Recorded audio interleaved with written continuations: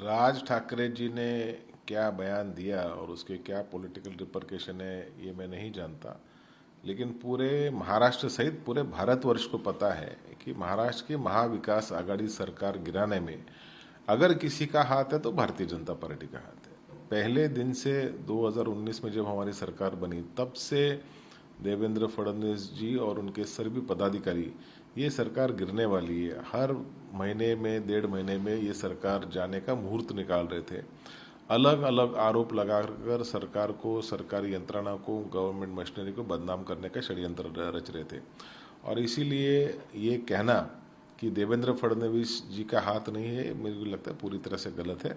इस सरकार को गिराने में भारतीय जनता पार्टी का ही हाथ है।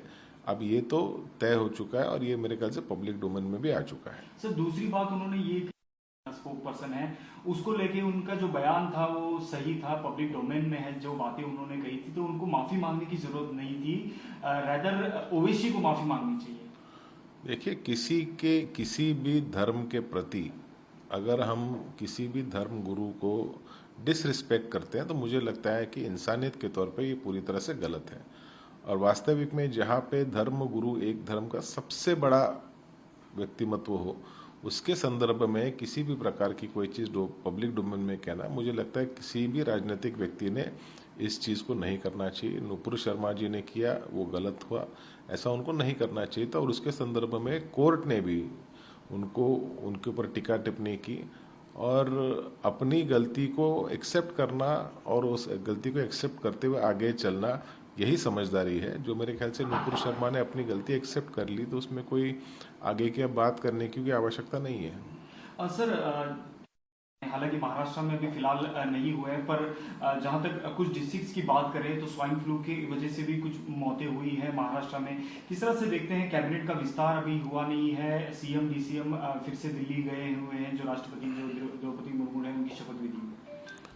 देखिए, सीएम एकनाथ शिंदे जी और देवेंद्र फडणवीस जी की प्राथमिकता थी कि महाविकास आघाड़ी सरकार को गिराए, वो गिरा चुके हैं। अब ये सरकार कानूनी है या गैर कानूनी है, कॉन्स्टिट्यूशनल है या अनकॉन्स्टिट्यूशनल है, इसके संदर्भ में सुप्रीम कोर्ट का फैसला आना बाकी है।